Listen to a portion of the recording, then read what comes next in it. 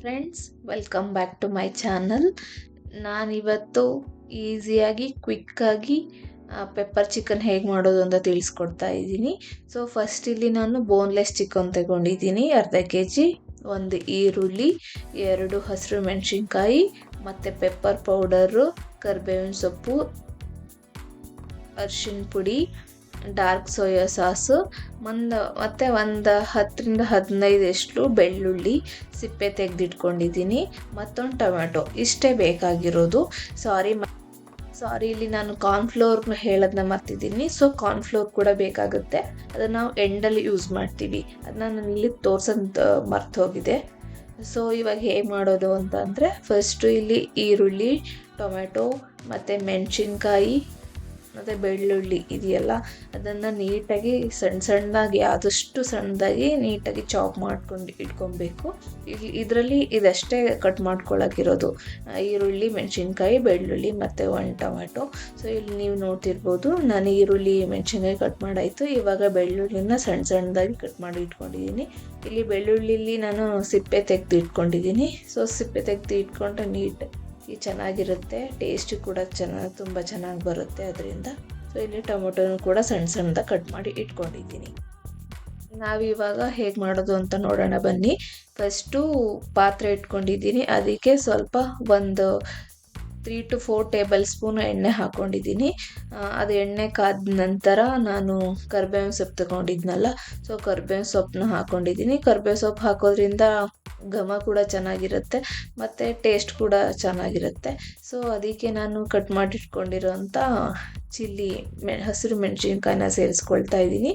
So once ಅದು ನೀಟಾಗಿ fry ಆದಮೇಲೆ ನಾನಿಲ್ಲಿ ಬೆಳ್ಳುಳ್ಳಿನ ಸೇರಿಸ್ಕೊಳ್ತಿದ್ದೀನಿ. ಬೆಳ್ಳುಳ್ಳಿ ಒಳ್ಳೆ ಅರೋಮಾ ಕೊಡುತ್ತೆ ಮತ್ತು ಟೇಸ್ಟ್ ಕೂಡ ತುಂಬ ಚೆನ್ನಾಗಿರುತ್ತೆ. ಒನ್ಸ್ ಬೆಳ್ಳುಳ್ಳಿ ನೀಟಾಗಿ ಫ್ರೈ ಆದಮೇಲೆ ನಾವಿಲ್ಲಿ ಈರುಳ್ಳಿನ ಸಣ್ಣದಾಗಿ ಹಚ್ಕೊಂಡಿದ್ವಲ್ಲ, ಅದನ್ನು ಹಾಕ್ಕೊಳ್ತಾ ಇದ್ದೀನಿ. ಈರುಳ್ಳಿನ ಕೂಡ ನೀಟಾಗಿ ಫ್ರೈ ಆಗಬೇಕು, ಮತ್ತು ಇದು ಮೀಡಿಯಮ್ ಫ್ಲೇಮ್ ಆರ್ ಲೋ ಫ್ಲೇಮಲ್ಲಿ ಇಟ್ಕೊಂಡು ಮಾಡಿ. ಸೊ ಇಲ್ಲಿ ನೀವು ನೋಡ್ತಿರ್ಬೋದು, ಈರುಳ್ಳಿದು ಕಲರ್ ಸ್ಲೈಟಾಗಿ ಚೇಂಜ್ ಆಯಿತು. ಸೊ ಒನ್ಸ್ ಈರುಳ್ಳಿ ಬೆಂದಮೇಲೆ ಟೊಮೊಟೊನ ಸೇರಿಸ್ಕೊಳ್ತಾ ಇದ್ದೀನಿ. ಸೊ ಟೊಮೊಟೊ ಕೂಡ ನೀಟಾಗಿ ಎಣ್ಣೆಯಲ್ಲಿ ಫ್ರೈ ಆಗಬೇಕು.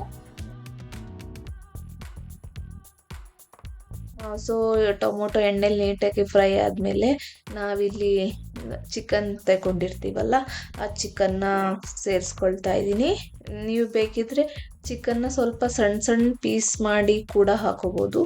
ನಾನಿಲ್ಲಿ ಸಣ್ಣ ಪೀಸ್ ಮಾಡಿಲ್ಲ, ಸ್ವಲ್ಪ ದೊಡ್ಡ ಪೀಸ್ ಇದೆ. ಸಣ್ಣ ಪೀಸ್ ಮಾಡೋದ್ರಿಂದ ಬೇಗ ಬೇಯುತ್ತೆ, ಚೆನ್ನಾಗಿರುತ್ತೆ.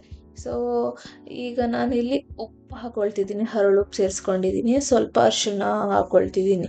ಸೊ ಉಪ್ಪು ಸೇರಿಸೋದ್ರಿಂದ ಏನಾಗುತ್ತೆ ಅಂದರೆ ಚಿಕನ್ನು ಬೇಗ ಬೇಯ್ದುಬಿಡುತ್ತೆ. ಚಿಕನ್ ಅಂತಲೇ ಅಲ್ಲ, ಇಫ್ ಇನ್ ಕೇಸ್ ತರಕಾರಿ ಏನಾದರೂ ಮಾಡ್ತಿದ್ರೆ ತರಕಾರಿಗೆ ಸ್ವಲ್ಪ ಉಪ್ಪು ಹಾಕಿದ್ರೆ ತರಕಾರಿ ಕೂಡ ಬೇಗ ಬೇಯುತ್ತೆ. ಸೊ ಇಲ್ಲಿ ನಾನು ಉಪ್ಪು, ಅರಿಶಿಣ ಎಲ್ಲ ಹಾಕಿ ನೀಟಾಗಿ ಮಿಕ್ಸ್ ಮಾಡಿ ಒಗ್ಗರಣೆಯಲ್ಲಿ ಬೇಯಕ್ಕೆ ಬಿಟ್ಟಿದ್ದೀನಿ. ಮತ್ತು ನೀವಿಲ್ಲಿ ನೋಡ್ತಿರ್ಬೋದು, ನಾವು ಪೆಪ್ಪರ್ ಚಿಕನ್ಗೆ ಎಲ್ಲೂ ಕೂಡ ನೀರನ್ನ ಸೇರಿಸಲ್ಲ. ಸೊ ಚಿಕನ್ನೇ ನೀರು ಬಿಟ್ಕೊಳ್ಳುತ್ತೆ. ಸೊ ಇಲ್ಲಿ ನೋಡ್ತಿರ್ಬೋದು, ಚಿಕನ್ ನೀರು ಬಿಟ್ಕೊಂಡಿದೆ.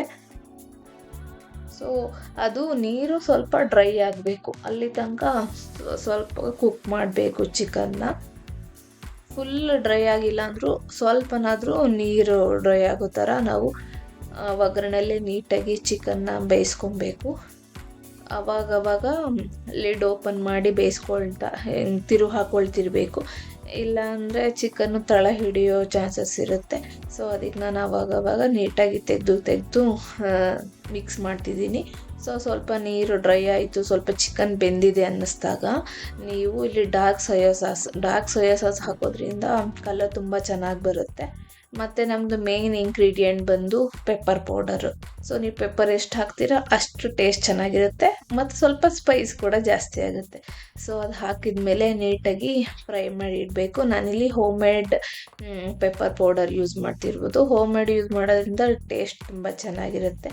ಅದು ಈಸಿಯಾಗಿ ಕೂಡ ಮಾಡ್ಕೋಬೋದು. ಜಸ್ಟ್ ಮೆಣಸನ್ನ ಡ್ರೈ ರೋಸ್ಟ್ ಮಾಡಿ ಪೌಡರ್ ಮಾಡಿಟ್ಕೊಂಡ್ರೆ ಅಷ್ಟೇ, ಪೆಪ್ಪರ್ ಪೌಡರ್ ರೆಡಿಯಾಗೋಗುತ್ತೆ. ಸೊ ಅದನ್ನು ಸ್ವಲ್ಪ ನೀಟಾಗಿ ಬೇಯಕ್ಕೆ ಬಿಟ್ಟ ಮೇಲೆ ನಮ್ದು ಆಲ್ಮೋಸ್ಟ್ ರೆಡಿ ಇರುತ್ತೆ. ಮತ್ತು ಅದಕ್ಕೆ ಸ್ವಲ್ಪ ಕರ್ಬೇವು ಸೊಪ್ಪು ಲಾಸ್ಟಿಗೆ ಆ್ಯಡ್ ಮಾಡ್ಕೊಂಡಿದ್ದೀನಿ, ಅದು ಕ್ಲಿಪ್ ಮಿಸ್ ಆಗಿದೆ. ಸೊ ಇದೆಲ್ಲ ಹಾಕಿದ ಮೇಲೆ ಲಾಸ್ಟಿಗೆ ನಾನು ಹೇಳಿದ್ನಲ್ಲ cornflour ಹಾಕೊಬೇಕಂತ.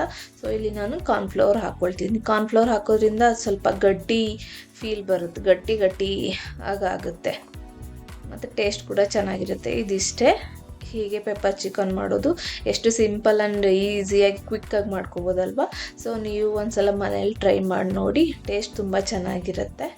Thanks for watching. Please subscribe and like and ನಿಮ್ಮ ಫ್ರೆಂಡ್ಸ್ಗಳ ಜೊತೆ ಶೇರ್ ಮಾಡಿ. Thank you. ಮತ್ತೆ ಇನ್ನೊಂದು ವಿಡಿಯೋದಲ್ಲಿ ಸಿಗೋಣ. ಬಾಯ್ ಬಾಯ್.